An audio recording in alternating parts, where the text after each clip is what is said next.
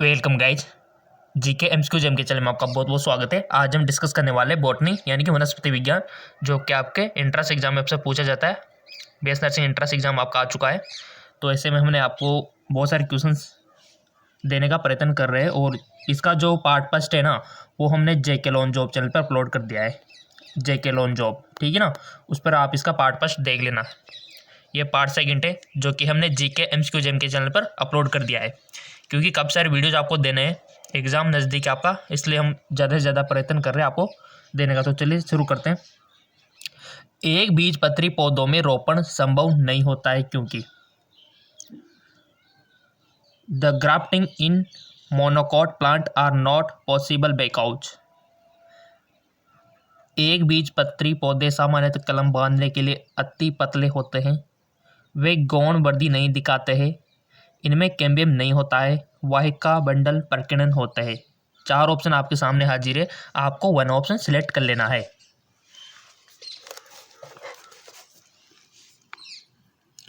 बहुत अच्छा क्वेश्चन है, आई होप आपने सिलेक्ट कर लिया होगा। और क्विकली आपको ऑप्शन चूज करना है क्योंकि एग्जाम में भी आपको कम ही टाइम मिलेगा, इसलिए थ्योरी के क्वेश्चन है गाइस, जिनमें ज़्यादा टाइम नहीं लगना चाहिए आपको, तो कर लिया होगा सबने। इसका राइट ऑप्शन है वहिका बंडल प्रकीर्णन होते, the vascular bundle are scattered, ठीक है। इसका राइट ऑप्शन ये हो जाएगा, याद रख लेना इस बात को। अगला क्वेश्चन, जिम्नोस्पर्म में उपस्थित जटिल उत्तक दीर्घित या ट्यूब जैसे होते हैं, वह उनकी मोटी एवं कास्टिक भित्ति और सुंडाकार सिरे होते हैं और जल परिवहन में मदद करते हैं। वे है वाहिकाएं, ट्रैकिड, जाइलम पैरेन्काइमा, जाइलम जंतु तंतु। क्वेश्चन को समझ लो पहले।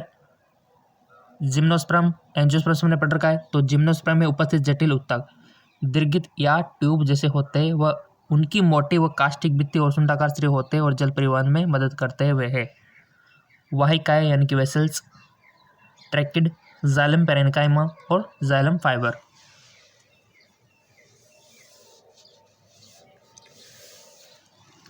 सो इसका राइट ऑप्शन आ जाएगा आपका ट्रैकिड।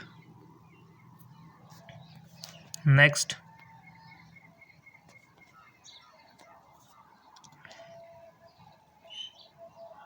उत्प्रेरक जो दी गई उपापचय प्रतिक्रिया के दर को बढ़ा देते हैं वे प्रोटीन है और ये उत्प्रेरक की शक्ति वाले प्रोटीन कहलाते हैं। बहुत अच्छा क्वेश्चन है। उत्प्रेरक जो कि दी गई उपापचय प्रतिक्रिया के दर को बढ़ा देते हैं वे प्रोटीन है और वे उत्प्रेरक की शक्ति वाले प्रोटीन कहलाते हैं। एंजाइम, उत्पाद, अस्तर, सहकारक।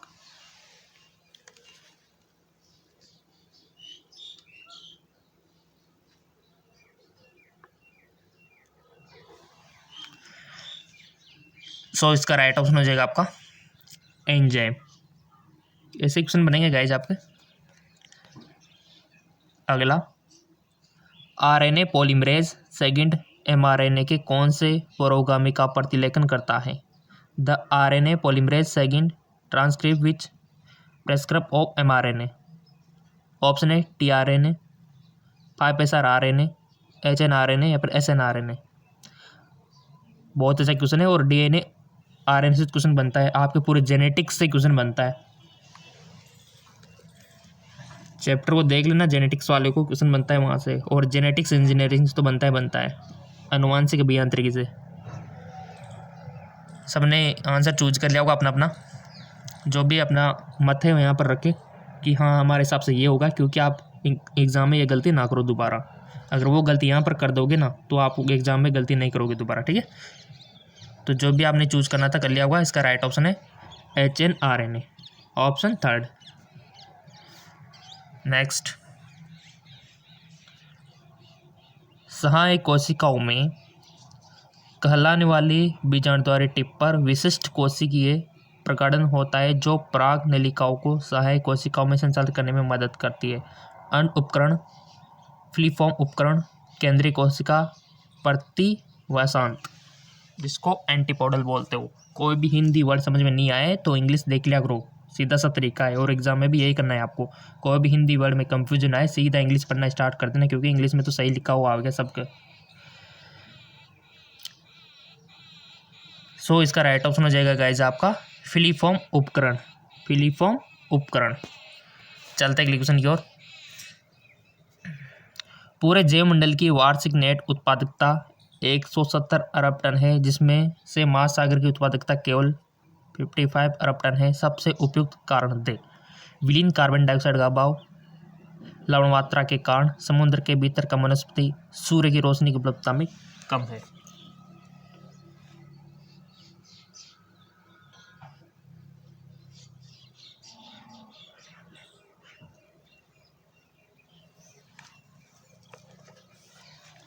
सो इसका राइट ऑप्शन हो जाएगा गाइज आपका सूर्य की रोशनी उपलब्धता कम। ठीक है, सूर्य की रोशनी की उपलब्धता कम। नेक्स्ट, नारियल का खाद्य भाग है। The edible part of the coconut. Option के सीड्स यानी कि बीज, कोटलेडोन बीज पत्तर, एंडोस्पर्म भ्रूणपोष, न्यूक्लियस बीजांडकाय। जो हम खाते हैं ना, सबने खा रखा है नारियल, तो कौन से पार्ट को खाते हैं गाइज हम? सो इसका राइट ऑप्शन हो जाएगा आपका एंडोस्पर्म यानी कि भ्रूणपोष को खाते हैं हम, एंडोस्पर्म।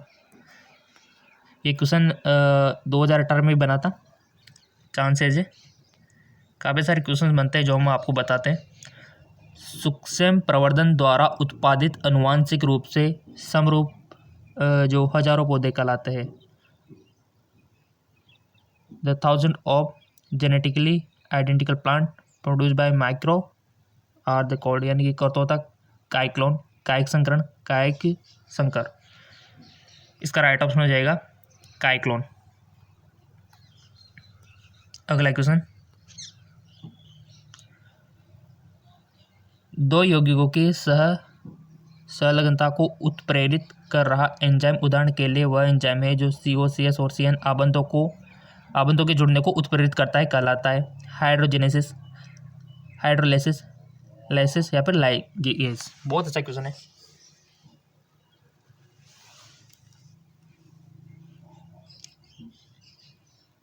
इसका वीडियो सेकंड भी बहुत जल्द आ जाएगा, मिल जाएगा आपको। चैनल सब्सक्राइब करके बेल आइकन पर प्रेस रखना ताकि नोटिफिकेशन आपको मिल जाए, या फिर आप चैनल पे जाके वीडियो पे जाके चेक करते रहना क्या है कि नहीं है। काफ़ी बार नोटिफिकेशन भी आपको नहीं मिल पाता इस कारण से, ठीक है ना। सो बता दिया होगा अब इसका आंसर आपने। इसका राइट ऑप्शन है लाइगेज। अगला, RNA प्रौद्योगिकी के दौरान सदिश में विदेशी DNA का बंधाव निम्न में से किस एक जीन पर किया जाता है? रिकॉग्नाइजेशन साइट यानी कि अभिज्ञान स्थल, रॉफ, एंटीबायोटिक प्रतिरोध या फिर ओरी।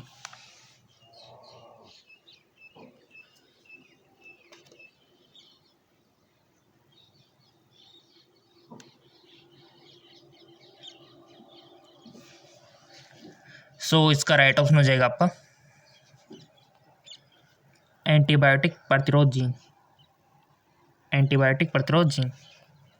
अगला,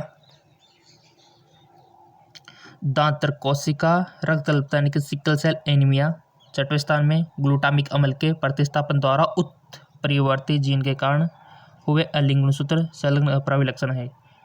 ग्लूटारिक अम्ल, प्रोलिन, सेरिन, वेलिन।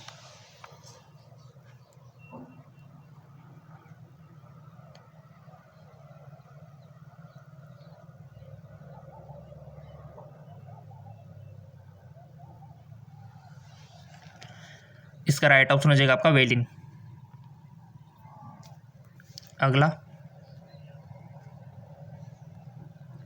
C4 मार्ग में आवश्यक अतिरिक्त टोल ATP होते हैं। The additional toll ATP required in C4 pathway. पर्णमद्योतक कोशिकाओं में पुलाच्छद में C4 अम्ल के परिवहन के कारण, भ्रूणाच्छद में पर्णमद्योतक कोशिकाओं में C3 अम्ल के परिवहन के कारण, C4 अम्ल से C3 अम्ल और CO2 के पुनरुत्पादन के कारण, PIP मामले की उपस्थिति में CO2 का निर्धारण। बहुत अच्छा क्वेश्चन है।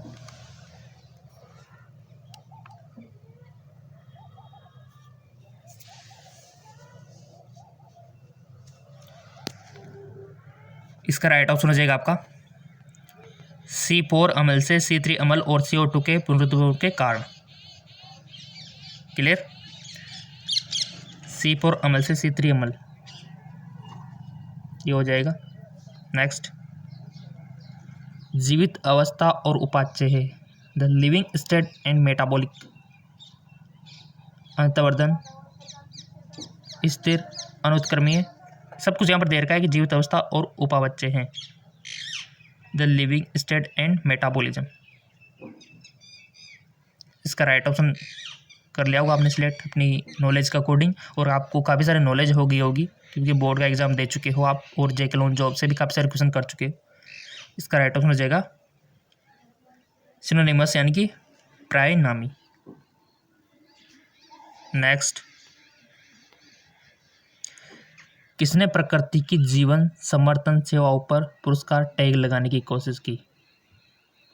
Who has tried to put price tag और nature life support service? David Tilman, Robert Costanza और सहकर्मी पॉल हर्लिक। इसका राइट ऑप्शन हो जाएगा आपका रॉबर्ट कॉन्स्टेंटाइज और उनके सहकर्मी। आवश्यक तत्वों के प्रकार क्या है? What are the function of essential element? आवश्यक तत्व केवल जैव अणु के घटक की तरह कार्य करते। आवश्यक तत्व केवल ऊर्जा संबंधी रासायनिक यौगिकों के घटक है। आवश्यक तत्व केवल एंजाइमों को सक्रिय करते अथवा रोकते। उपयोग से भी। इसका राइट ऑप्शन हो जाएगा आपका ऑल ऑफ दिस। अगला क्वेश्चन, अपघटन दर की प्रक्रिया को धीमा क्या बनाता है? What make the process of decomposition rate slower? आर ऑटो उपलब्धता अधिक है, जीवाणु और कवक का अभाव, अपराध लिग्निन और काइटिन में संबंध, अपराध शर्करा जैसे जल विलेय पदार्थों में संबंध। बहुत अच्छा क्वेश्चन है। अपघटन दर की प्रक्रिया को धीमा कौन बनाता है? इसका राइट ऑप्शन हो जाएगा आपका अपराध लिगेंड और काइटिन में संबंध। नेक्स्ट, आरएनए व्यतिकरण की प्रक्रिया में पूरक आरएनए के लिए स्रोत क्या है? What is the source for the complementary RNA in the process of RNA interference? उपयोग सभी, केवल ट्रांसपोजन, केवल गतिशील अनुवांशिक तत्व, केवल आरएनए जीनोम युक्त वायरस द्वारा संक्रमण।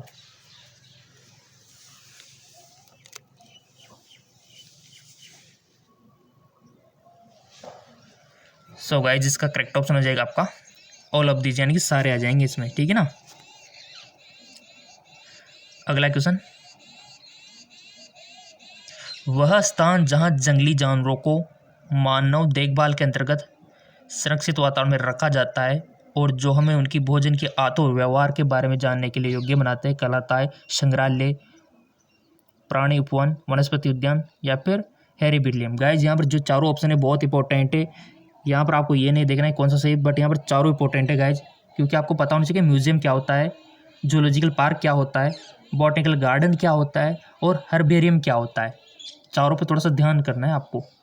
और क्वेश्चन पूछा जा सकता है, हर्बेरियम भी आपसे पूछा जा सकता है, हर्बेरियम क्या होता है। फिर देखो, एक तरफ है जंतु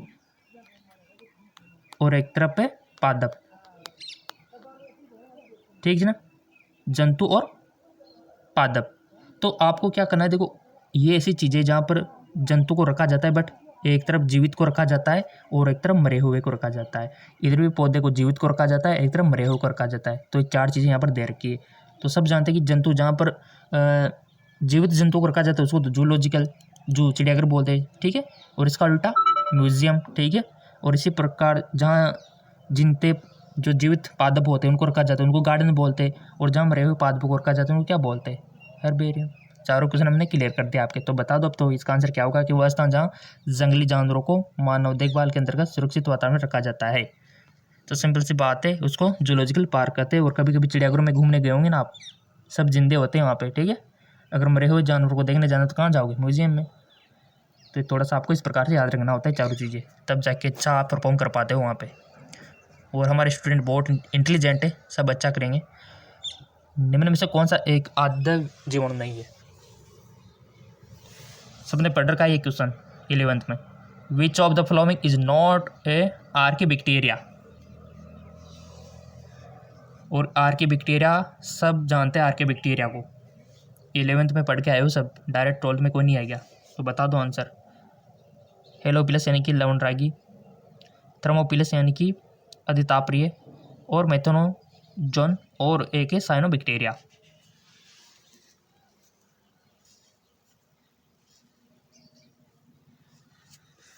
सो इसका राइट ऑप्शन हो जाएगा आपका साइनोबैक्टीरिया। साइनोबैक्टीरिया। तो निम्न में से कौन सा एक आद्य जीवाणु है? आर्किबैक्टीरिया है, साइनोबैक्टीरिया। करेक्ट। चलते हैं अगले क्वेश्चन की ओर। वात रंध्रों के संबंध में निम्न में से कौन सा एक कथन गलत है? Which of the following statement incorrect with regard the listical. वे वाष्पोत्सर्जन में विशेष भूमिका निभाते हैं, वे पेड़ों की छाल पर संरचना है, गैस विनिमय के लिए प्रदान करते हैं, यह एक प्रकाश संश्लेषी उत्तक है। इसका राइट ऑप्शन हो जाएगा आपका ये एक प्रकाश संश्लेषी उत्तक है। It is a photosynthesis tissue. अगला क्वेश्चन, संयुग्मन, पारगमन और रूपांतरण इसकी विभिन्न विधियां हैं। जनन की अलैंगिक विधियां, बैक्टीरिया में अनुवांशिक पुनर्योजन या लैंगिक जनन, अनुवांशिक अभियांत्रिकी और परजीवियों में प्रजनन। बहुत अच्छा क्वेश्चन है गाइस। सो इसका राइट ऑप्शन हो जाएगा आपका, सिलेक्ट कर लिया होगा आपने तो, बैक्टीरिया में अनुवांशिक पुनर्योजन या लैंगिक जनन, जेनेटिक रिकॉम्बिनेशन और सेक्सुअल रिप्रोडक्शन ऑफ बैक्टीरिया। ठीक है ना, इसका राइट ऑप्शन होगा। अगला, जन स्वास्थ्य में सुधार करने हेतु ऐसी ब्रीडिंग फसलें उत्पादित करना जिसमें विटामिन, खनिज और उच्च प्रोटीन और स्वस्थ वसा उच्च स्तर पर मौजूद हो कहलाती है जैव किलाबंदी, जैव पोषण, जैव आवर्धन और सूक्ष्म प्रवर्धन। इंग्लिश में भी देख सकते हो आप, बायोफोर्टिफिकेशन, बायोन्यूट्रिशन, बायोमैग्निफिकेशन, माइक्रो प्रोपगेशन।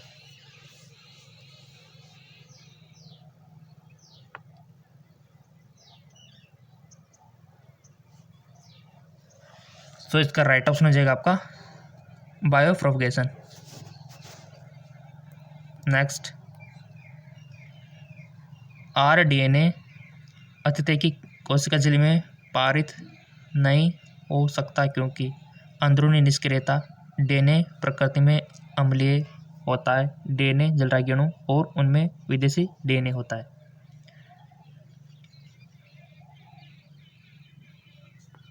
और हमने आपसे बोल रखा है कि फेसबुक इंस्टाग्राम पे तो फॉलो रखना ताकि कोई भी अपडेट आए हम आप पोस्ट के थ्रू बता दें। आरडीएनए अतिथि की कोशिका झिल्ली से पारित नहीं हो सकता क्योंकि, तो इसका राइट ऑप्शन हो जाएगा डीएनए जलरागी अणु। डीएनए जलरागी अणु। अगला क्वेश्चन,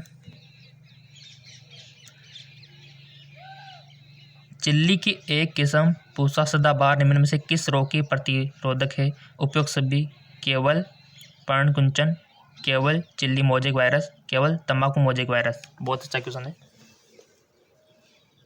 और स्टूडेंट के कमेंट आए थे सर हमको काफ़ी सारे क्वेश्चन चाहिए, तो इसी में हम आपको इंक्लूड कर देते हैं, जूलॉजी भी इसमें पढ़ा देते हैं हम आपको। ठीक है ना, जूलॉजी के क्वेश्चन भी इसी में दे देते।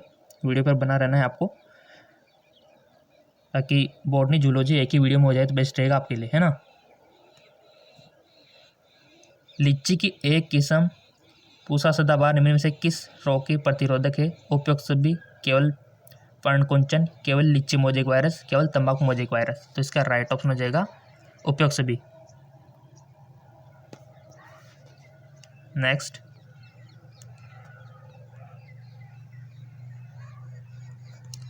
यदि दो क्रमागत सार्क युग्मों के बीच की दूरी 0.9 मीटर है तो कुल संख्या सार्क युग्मन है तो डीएनए की लंबाई का। बहुत अच्छा क्वेश्चन है, न्यूमेरिकल टाइप है बायोलॉजी का क्वेश्चन। देखो समझो इसको, दो क्रमागत सार्क युग्म आप जानते हो जिसके बीच की दूरी 0.34 नैनोमीटर है और कुल संख्या सार्क युग्मन 6.6 मल्टीप्लाई 10⁹ है तो डीएनए की लंबाई का परिकलन आपको करना है जी। तो करो, आपको बताया होगा 11th 12th में। सबने किया होगा रब में। इसका राइट ऑप्शन हो जाएगा आपका 2.20 मीटर। जूलॉजी की क्वेश्चन कर लेते हैं, चलो जूलॉजी के देख लेते हैं। जूलॉजी का जो पार्ट फर्स्ट है वो हमने जेके लॉन्च जॉब चैनल में देख लिया था, उसका लिंक नीचे दिया हुआ है। और ये पार्ट सेकंड है जूलॉजी का, वो यहाँ पर हम डिस्कस कर लेते हैं। बॉटनी हमने कर ही लिया। चलो पहला क्वेश्चन है कि बैक्टीरिया जो हैजा का कारण बनता है वह थोड़े घुमावदार होते हैं को एक अल्पविराम जैसे दिखते ही है, निम्न में से किससे संबंधित है? बेसिलस, कोकाई, विब्रियो या फिर स्प्रिलियम। इसका राइट ऑप्शन हो जाएगा आपका विब्रियो। विब्रियो कोलोरी आपने पढ़ा होगा ना। अगला क्वेश्चन आपके लिए, देखो आपके कहने पर ही इतने सारे क्वेश्चन हम आपको दे रहे हैं। कमेंट आया था आपके सर हमको ज़्यादा क्वेश्चन चाहिए। एक न्यूक्लियोटाइड युग्म का प्रतिस्थापन एक तरह के उत्परिवर्तन का कारण होगा जिसे कहा जाता है बिंदु उत्परिवर्तन, गुणसूत्री विस्थापन या फिर जीनोमेट्रिक उत्परिवर्तन या फिर फ्रेम शिफ्ट उत्परिवर्तन। तो इसका राइट ऑप्शन हो जाएगा आपका बिंदु उत्परिवर्तन। बिंदु उत्परिवर्तन, ठीक है ना, बिंदु उत्परिवर्तन। अगला, मानव यकृत में स्थित होता है आपने ह्यूमन लीवर के बारे में पढ़ रखा है। लोकेटेड इन द, कहाँ स्थित होता है? लोकेशन आपको बताने के कहाँ पर होता है लीवर? पेट के दाएं ऊपरी भाग डायफ्राम के नीचे। पेट के थोड़ा सा डायग्राम देखा होगा ना आपने पाचन तंत्र का, तो अवश्य आ जाएगा क्वेश्चन। पेट के दाएं ऊपरी भाग डायफ्राम के नीचे या फिर पेट के बाएं ऊपरी भाग डायफ्राम के नीचे। तो आपने थोड़ा सा देखा होगा बचपन में, आपने थोड़ा सा ये पढ़ा होगा कि जैसे मान लो यहाँ से आपका मुंह है, ये आहार नाल है, ठीक है, ये आहार नाल है और यहाँ पर आपका स्टोमक है, ये स्टोमक है, इसके बाद डेडिनोजुजिनम आ जाएगा और यहाँ पर क्या होता है आपकी पेनक्रियाज होती है, ठीक है, और यहाँ पर आपका लीवर होता है, यहाँ पे इस प्रकार का लीवर होता है, यहाँ इस साइड में होता है। ये तो श्योर है कि दाएं ओर होता है, बट अब ऊपर होता है कि नीचे होता है, यहाँ पर लोकेशन आपको देख के बताने। पेट के दाएं ऊपरी भाग डायफ्राम के ठीक नीचे, पेट के दाएं ऊपरी भाग डायफ्राम के ठीक नीचे, पेट के बाएं ऊपरी भाग डायफ्राम के ठीक नीचे, पर पेट के बाएं ओर। तो बहुत अच्छा क्वेश्चन है गाइस। सबसे पहले तो क्लियर करना है कि लीवर दाएं होता है कि बाएं होता है, ठीक है, वो क्लियर हो जाएगा। उसके बाद आपको कंफर्म करना है कि डायफ्राम के ठीक नीचे होता है या ठीक ऊपर होता है, जिसमें आपका काम बन गया। देखो ऐसे क्वेश्चन एग्जामिनर ने कितना दिमाग लगाया है, तो सोच लिया होगा आपने। इसका राइट ऑप्शन होगा गाइज, ईमानदारी से सोचो, ईमानदारी। देखो बहुत अच्छा क्वेश्चन है, इंटरेस्टिंग है। तो इसका राइट ऑप्शन है कि पेट के दाएं ऊपरी भाग में डायफ्राम के ठीक नीचे होता है। बिल्कुल सही बात है, दाएं तो होता है, तो क्लियर है आपका, और डायफ्राम के नीचे होता है, क्योंकि डायफ्राम पता है ना आपको क्या करता है, फेफड़ों को और पाचन तंत्र को अलग अलग करता है, ठीक है। तो नीचे आ गया तो लीवर, तो सिंपल सी बात है। चलते अगले क्वेश्चन की ओर। लाइक आते रहेंगे तो देखो हम तो वीडियो बनाते रहेंगे आपके लिए। लाइक चाहिए, लाइक से हमको मोटिवेशन मिलता है। शहद मधुमक्खियों में पुष्प मधुमक्खी अनिषेक जन्य रूप में उत्पन्न होती है, इसका अर्थ क्या है? मधुमक्खी के बारे में बायोलॉजी में पढ़ा हुआ है आपने। अंडे बिना निषेचन के विकसित होते हैं, युग्मनज अर्धसूत्री विभाजन से गुजरते हैं। पुरुष मधुमक्खियों में केवल आंशिक विकास होता है, पुरुष मधुमक्खियों में निषेच अंडे विकसित होते हैं। तो इसका राइट ऑप्शन हो जाएगा आपका कि अंडे बिना निषेचन के विकसित होते हैं, ठीक है।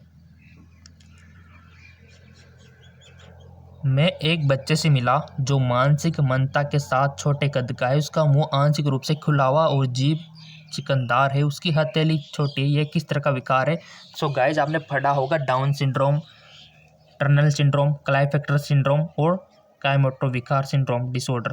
तो आपको ये भी पता होगा कि इनके लक्षण क्या होते हैं। बस ये जानना चाहता है एग्जामिनर, ये नॉलेज आपकी चेक करना चाहता है कि आपको इन रोग के लक्षण पता है कि नहीं है। तो पता है तो बताओ ये किनके लक्षण है, जिसमें क्या होता है, जो बच्चा होता है मंद बुद्धि वाला होता है, छोटे कद का होता है, उसका मुंह खुला रहता है, जीभ भी दीपालिक होती है और हथेलियाँ चौड़ी सी होती है। पढ़ा हुआ है आपने बायोलॉजी में, याद करो किसके लक्षण है ये। जी बिल्कुल सही सुना होगा आपने, सही चूज किया होगा आई होप। यह है डाउन सिंड्रोम के पेशेंट, डाउन सिंड्रोम में जो पेशेंट होते हैं उनके लक्षण है ये। चलते हैं अगले क्वेश्चन की ओर। पूर्ण सहलग्नता प्रचित होती है, यहाँ से तो क्वेश्चन बनता है। परस्पर विनिमय हो, एक विशेष अभिलक्षण के लिए जीन समान गुणसूत्र पर होते हैं, जीन समरूपी क्रोमोसोम पर मौजूद होते, जीन एक ही क्रोमोसोम पर होते और एक साथ रखे जाते। सो इसका राइट ऑप्शन हो जाएगा कि जीन एक ही क्रोमोसोम पर होते और एक साथ रखे जाते। नेक्स्ट, रक्तदान के दौरान एक बड़ी सिरा से रक्त एकत्रित किया जाता है, इसका संभावित कारण क्या हो सकता है? सिरा रक्त ऑक्सीजन मुक्त होता है, यह नर्स के लिए आसानी होता है, चिकित्सक द्वारा धमनी रक्त की कमी को विशेष रूप से महसूस किया जा सकता है, सिरा में दबाव कम होता है जिनसे रक्त निस्संद होने की संभावना कम होती है। सबने पढ़ रखा है धमनी सिरा। तो सिराएं क्या होती है, हमारे शरीर में बाहर की ओर होती है और धमनी अंदर की ओर होती है काफ़ी सारी, क्योंकि धमनी में क्या होता है, ब्लड का प्रेशर ज़्यादा होता है ना, तो उनको अंदर ही रहना है, क्योंकि कट लग जाए तो पिचकारियाँ निकल जाए, ठीक है, ब्लड की। हाँ, हथेली में जरूर ऊपर से होती है, तभी तो बहुत सारे कट लगा लेते, जो कि गलत बात है। तो यहाँ पर रक्तदान के दौरान एक बड़ी सिरा से रक्त एकत्रित किया जाता है, इसका संभावित कारण क्या है? तो इसका राइट ऑप्शन हो जाएगा कि सिरा में दबाव कम होता है, जिससे रक्त निस्पंद होने की संभावना कम होती है। अगला क्वेश्चन, छोटी आंत का सबसे लंबा हिस्सा कौन सा है? Which of the longest part of small intestine. पढ़ रखा होगा छोटी आंत बड़ी आंत, उसके पार्ट भी पढ़ रखे होंगे, तो कौन सा छोटा है? लंबाई भी याद होगी आपको, तो आहार नाली की कितनी होती है, छोटी आंत की कितनी होती है, बड़ी आंत की कितनी होती है? तो छोटे आंत का सबसे लंबा पार्ट कौन सा है? कोएगियम, इलियम, जेजुनम, डुडेनम। छोटी आंत का सबसे लंबा हिस्सा, सो गाइस वो है आपका हीलियम। हीलियम याद रखना। नेक्स्ट, निम्नलिखित में से कौन सा रक्तदान करने का सबसे उपयुक्त कारण है? यह शरीर को नई रक्त कोशिकाओं का उत्पादन करने के लिए उत्तेजित करता है, रक्तदान जीवित बचाता है, इनमें दाता को एक निःशुल्क स्वास्थ्य जांच मिलती है, ये लोहे की मात्रा को कम करता है, इस प्रकार हृदय की रक्षा करता है। सो इसका राइट ऑप्शन हो जाएगा आपका, ये रक्तदान जीवन बचाता है, तभी तो कहते हैं ब्लड डोनेट करना चाहिए। अच्छी बात है, ब्लड तो वापस आ जाता है और दूसरों की जान बच जाती है। निम्न में से कौन सा तथ्य मध्यावता के विषय में सही असत्य है? Which of the following is incorrect about metamerism. कई खंडों के साथ एक सत्यापत्य शरीर योजना होता है, एनलिड्स और संधिपात स्पष्ट विभाजन प्रदर्शित करते हैं, उनमें समान खंडों की लयबद्ध पुनरावृत्ति होती है, खंड स्वतंत्र रूप से कार्य करते हैं।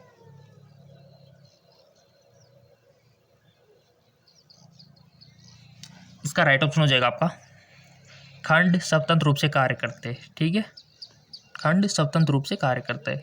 नेक्स्ट, निम्नलिखित में से कौन सा उम्र बढ़ने का संकेत नहीं है? Which of the following not a sign of ageing. हृदय की स्पंदन क्षमता में कमी आना, कोलेजन पार्ग में लचीला और घुलनशील हो जाता है, हार्मोन के स्त्राव में कमी आना, मस्तिष्क एवं वक्र में रक्त की आपूर्ति में कमी आना। बहुत अच्छे क्वेश्चन है।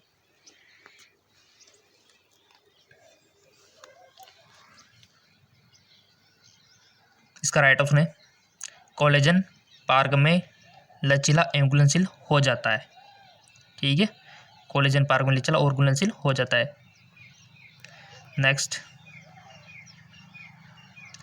निम्नलिखित में से कौन सा एक बाह्य चर्म व्युत्पन्न नहीं है? पेशी तंत्र, बाल एवं नाखून, बाह्य त्वचा एवं अधिचर्मी ग्रंथियां या फिर तंत्रिका। कौन सा एक बाह्य चर्म? विच of the following not A ectodermal derivative. तो राइट ऑप्शन हो जाएगा आपका मस्कुलर सिस्टम। ये क्या नहीं है? एंडोडर्मल डेरिवेटिव नहीं है। निम्नलिखित में से कौन जीवाणु का एक कोशिका द्रव्य अंतर्वेशी है? गोल्जिका, माइटोकॉन्ड्रिया या फिर मेसोसोम और अंतःपर द्विजालिका।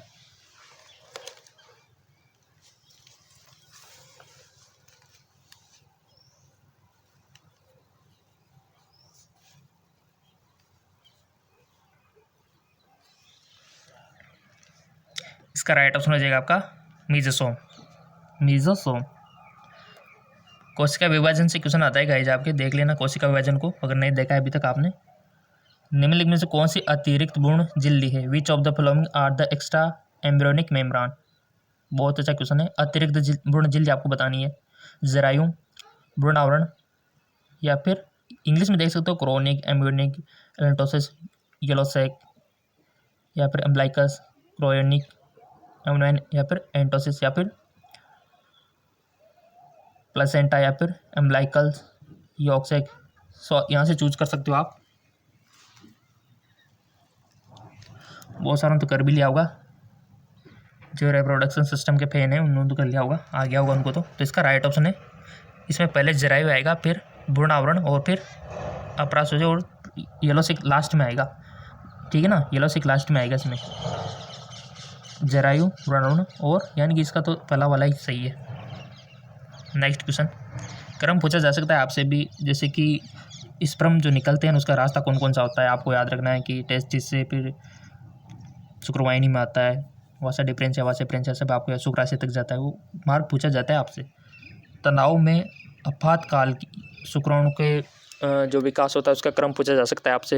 अंडाणु के विकास का क्रम पूछा जा सकता है। इन क्रम को याद रखना स्टेप बाय स्टेप। तनाव में आपातकाल के दौरान तंत्रिका का कौन सा भाग सक्रिय है। सहानुकंपी, मेरुदंड, अनुकंपी, मस्तिष्क। इसका राइट ऑप्शन हो जाएगा आपका अनुकंपी। नेक्स्ट, इनमें से किसकी शारीरिक योजना एक अंडकोश या पेंटसेक जैसी होती है। मछली, हाइड्रा, मनुष्य, स्पंज। तो राइट ऑप्शन हो जाएगा हाइड्रा।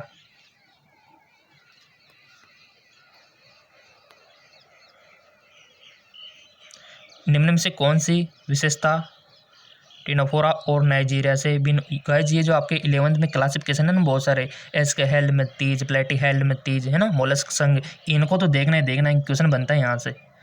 निम्न में से कौन सी विशेषता टिनोफोरा और नाइजीरिया से भिन्न बनाती है। और ये पादप का वर्गीकरण, जंतु का वर्गीकरण 11th में चैप्टर है आपके, वहाँ से क्वेश्चन बनेंगे। डिप्लोप्लास्टिक बॉडी, रेशम मिट्टी, ट्रांसकोरक, उत्सर्जन, श्वसन, प्रेषण। क्वेश्चन देख लो और ऑप्शन भी देख लो, सिलेक्ट कर लो। फिर ये मान के चलो कि आप ईमानदार से एग्ज़ाम दे रहे हो और क्वेश्चन की संख्या हमने बढ़ा दी। देखो पहले 25 क्वेश्चन डिस्कस करते हैं, इसमें 50 क्वेश्चन डिस्कस करा दिया आपको। और भी चाहिए तो बोल देना। सो इसका राइट ऑप्शन हो जाएगा दंश कोरक कोक की अनुपस्थिति। अगला, कौन सा एक परजीवी अनिवार्य सौप्रीता का एक उदाहरण है। ट्राइकोनिम्पा, प्लाज्मोडियम, एंटमीबा, ट्रिपेनोसोमा। तो राइट ऑप्शन हो जाएगा आपका ट्राइनोकॉम्पी। ठीक है, इसका राइट ऑप्शन हो जाएगा ट्राइनो, पहला वाला। अगला क्वेश्चन, यदि एक जीव के गुणसूत्र पूरक 2n-2 है तो उस प्रकार के एन्यूक्लियोटाइड का नाम बताएं जिसमें ये प्रचलन करते हैं। मोनोसोमी, टेट्रासोमी, निलसोमी या फिर ट्राइसोमी। तो राइट ऑप्शन इज निलसोमी। नेक्स्ट, यदि मूल अनुक्रम में प्यूरिन से पायरिडीन तक परिवर्तन हो तो यह एक प्रकार का है। इन्वर्सन, ट्रांसवर्सन, ट्रांसिजनल या फिर डिलीजन। सो गाइस जो है आपका ट्रांसवर्सन। क्या है? ट्रांसवर्सन। अगला क्वेश्चन, श्वसन केंद्र नियमन के सांद्रण के प्रति अत्यधिक संवेदनशील है। The respiratory centre of highly sensitive construction of oxygen, carbon dioxide, oxyhaemoglobin, carbohaemoglobin. तो right option is CO2, carbon dioxide.